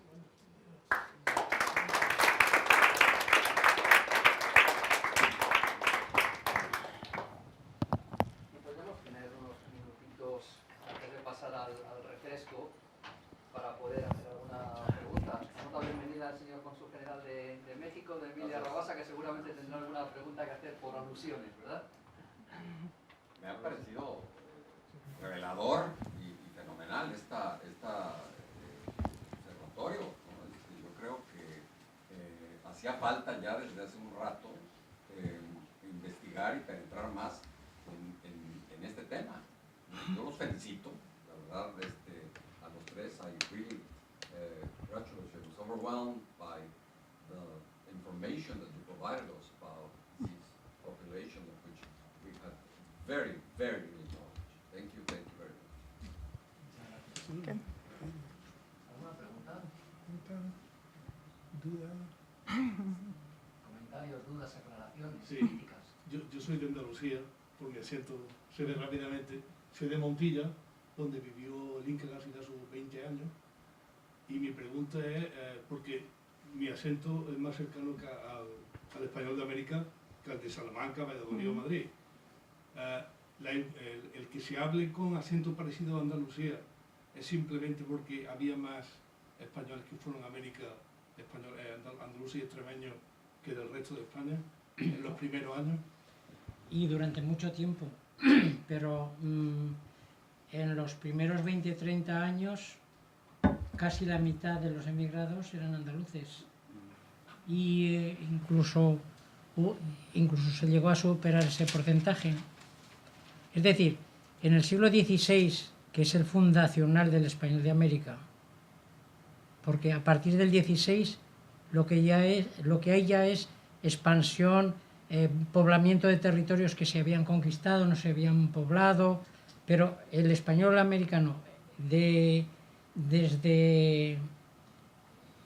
el extremo norte, más arriba de lo que ahora es la frontera mexicana, hasta Argentina, el Paraguay, Chile, eso ya estaba todo colonizado, ya estaban todas las principales ciudades americanas ya estaban fundadas, todas. Y entonces ya los que luego llegaban ya iban a sitios donde la población americana pues tenía rasgos generales que eran comunes a todo el español americano, pero también había diferencias regionales, naturalmente. Y el nuevo emigrado ya acudía a unas comunidades, a unas sociedades que lingüísticamente estaban formadas. Y en ese siglo fundacional está no solo lo andaluz, lo extremeños pasaron, bueno, si empezamos a contar conquistadores extremeños, no solo pasaba el conquistador, sus deudos, sus familiares, los que luego acudían, la población extremeña que pasó a América fue enorme. Y las hablas extremeñas tienen, salvo el seseo, y hay también en zonas de Badajoz algunas zonas de seseo, pero salvo el seseo, todos los demás rasgos andaluces están en Extremadura. Pero luego está Castilla la Nueva, de Toledo para abajo, con muchísimos rasgos afines al andaluz, no el seseo. Y luego están los canarios. El canario es andaluz en su origen. Las Islas Canarias fueron conquistadas y colonizadas por andaluces, con extremeños también, y luego individuos de otras regiones, pero es una conquista andaluza. Entonces, ¿qué español? Si es lo que pasó en América, está en Canarias antes. Lo que ocurre es que el escenario americano es incomparablemente mayor, pero el cuadro lingüístico ya está en Canarias, se reproduce en América. En Canarias no hubo, digamos, el componente africano, hubo esclavos como tal, pero eso fue muy minoritario. Pero salvo lo que es el fondo del español americano, que es español peninsular y canario, naturalmente, está ahí. La herencia, cuando a mí me invitaron una editorial alemana, creo que en este año va a salir un volumen sobre el español de América, y me encargaron un capítulo que era la herencia del español en América. Yo les escribí y le dije, pero que me encargan si la herencia es casi todo. Es casi todo.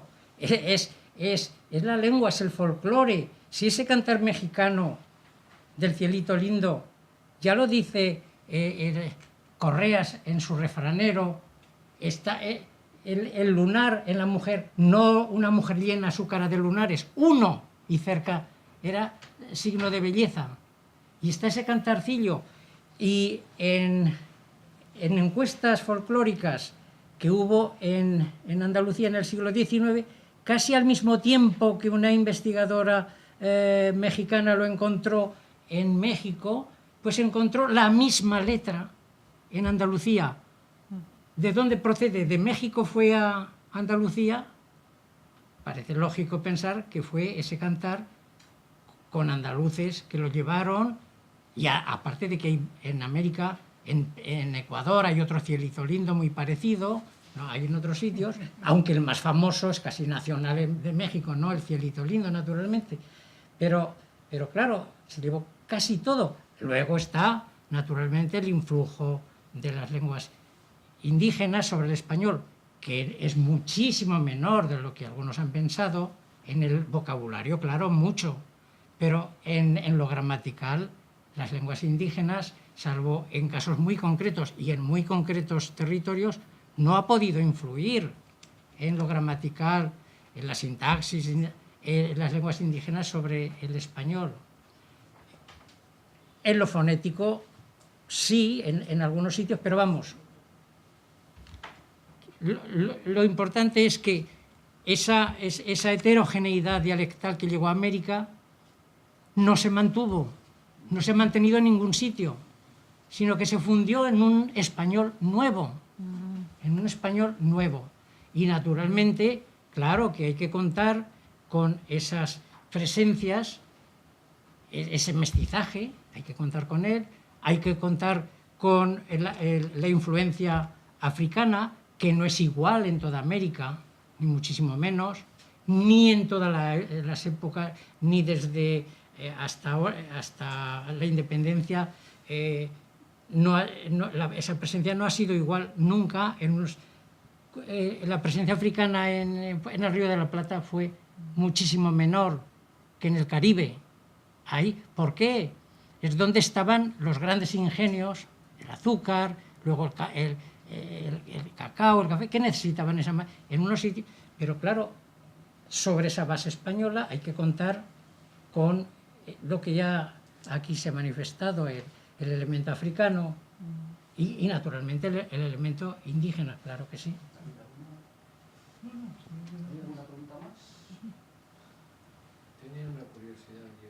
La última curiosidad. No, después podemos seguir hablando. Quizá para usted en English. Cualquiera de los dos está bien. Este elemento tan mexicano sobre la muerte, el Día de los Muertos, eso es precolombino, ¿verdad? No viene después de la conquista, ¿verdad? No, también, España también trae una influencia en la muerte y entonces, sí, en el precolombino la muerte es muy, muy importante en los aztecas. Por ejemplo, si usted tiene la oportunidad de visitar, por ejemplo, el Templo Mayor, hay un templo que está completamente de esqueletos, de calaveras, y también había unos dioses muy importantes del inframundo. Pero el Día de los Muertos en México es una combinación, ¿no? Porque de Iglesia Católica y la indígena. Pero estas tradiciones, estas cosas casi folclóricas que hacen los mexicanos, es curioso. Le voy a decir el porqué. Hubo un periodo en que un virrey español, un virrey mandado por los reyes de España a México, era siciliano. Era siciliano. Y se queda en México varios años. Luego vuelve a Sicilia. Sabemos que Sicilia era territorio español. Y en Sicilia es la única parte de Italia donde hay costumbres sobre los muertos, no tan folclóricos, pero parecidos a los mexicanos. Entonces mi pregunta es, ¿el virrey llevó algunas cosas de México a Sicilia o viceversa?